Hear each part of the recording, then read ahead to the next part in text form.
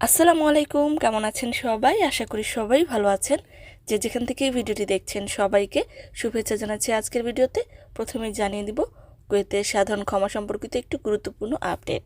কুয়েতে অবস্থানকারী অবৈধ প্রবাসীদের বৈধ করতে এবং বৈধভাবে কুয়েত ত্যাগ করতে সাধারণ ক্ষমায় গত মাসের 17 মার্চ থেকে শুরু করে এ পর্যন্ত প্রায় 1807 জন আইন লঙ্ঘনকারী প্রবাসী কুয়েত ছেড়ে চলে গিয়েছে এবং জরিমানা দিয়ে আকামা নবায়ন করেছে প্রায় 4565 জন। সূত্র আরও ব্যাখ্যা করেছে যে মিশর, Syria, Ethiopia, Bharat, Philippine, Sri Lanka সহ আরও বেশ কয়েকটি দূতাবাস থেকে জানানো হয়েছে যে তাদের নাগরিকদের মধ্যে অনেকেরই পাসপোর্ট হারিয়েছে বা তাদের পাসপোর্ট স্পন্সরের কাছে রয়েছে। এজন্য ভ্রমণনথি পাওয়ার জন্য তারা অপেক্ষমান রয়েছে এবং এ ধরনের প্রবাসীর সংখ্যা রয়েছে প্রায় 2801 জন। পূর্বে উল্লেখ করে বলা হয়েছিল কুয়েতে অবৈধ প্রবাসীদের সংখ্যা রয়েছে প্রায় 1,40,000। এদের মধ্যে আকামা নবায়ন এবং কুয়েত ত্যাগের সংখ্যা খুবই নগণ্য। 17 জুন 2024 পর্যন্ত সাধারণ ক্ষমা চলমান থাকবে। সাধারণ ক্ষমায় যারা কুয়েত ত্যাগ করে চলে যেতে চায় তারা বিকেল 3টা থেকে রাত 8টা পর্যন্ত ফরওয়ানিয়া এবং মোবারক আল কেবির যাওয়াজাতে গিয়ে পাসপোর্ট অথবা আউটপাস স্টাম্পিং করে তারপর টিকিট কেটে কুয়েত ছেড়ে চলে যেতে পারবে। জানিয়ে দিচ্ছি কুয়েত থেকে সফরে গেলে কত মাস থাকা যাবে এ সম্পর্কিত একটি গুরুত্বপূর্ণ আপডেট। সাম্প্রতিক সময়ে কয়েকটি ভিডিওতে দেখা গিয়েছে, অনেকেই কমেন্ট করেছেন কুয়েত থেকে সফরে গেলে 3 মাসের অধিক সময় থাকা যাবে না। এই ব্যাপারে পরিপূর্ণ বিস্তারিত তথ্য জানতে চান।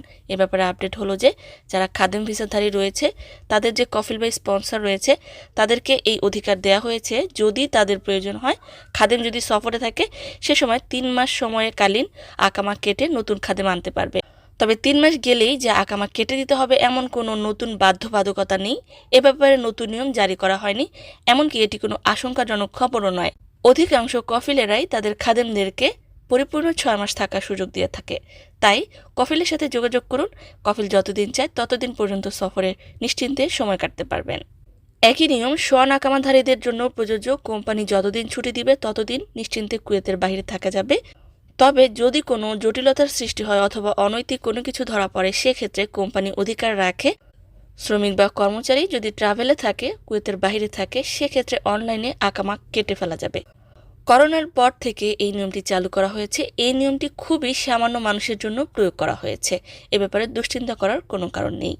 অন্যদিকে কুয়েতের আরেকটি স্থানীয় আরবি দৈনিকে জানা যায় যে সালমিয়া এলাকা থেকে এক গাড়ি থেকে অপর গাড়িতে মাদকদ্রব্য পাচারের সময় 3 জন প্রবাসীকে আটক করা হয়েছে। তাদের কাছে থাকা মাদকদ্রব্য উদ্ধার করা হয়েছে। তাদের বিরুদ্ধে আইনি ব্যবস্থা নেওয়ার লক্ষ্যে কর্তৃপক্ষের কাছে পাঠানো হয়েছে। অন্যদিকে কুয়েতের জিলিব আল শুয়েখ এলাকায় একটি ফ্ল্যাটের ভেতর থেকে একজন এশিয়ান জাতীয়তার প্রবাসীর লাশ উদ্ধার করা হয়েছে।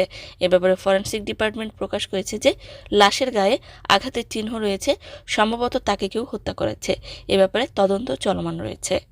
সম্মানিত ভিউয়ার্স, আজকের মতো এই ছিল আপডেট। পুরো ভিডিওটি দেখার জন্য ধন্যবাদ। এই ধরনের ভিডিও পেতে চাইলে ইউটিউব চ্যানেলটিকে সাবস্ক্রাইব করে দিবেন, ফেসবুক পেজটিকে লাইক এবং ফলো করে দিবেন। আর যারা পূর্বেই করেছেন সবাইকে ধন্যবাদ। আজকের মতো বিদায়। আল্লাহ হাফেজ।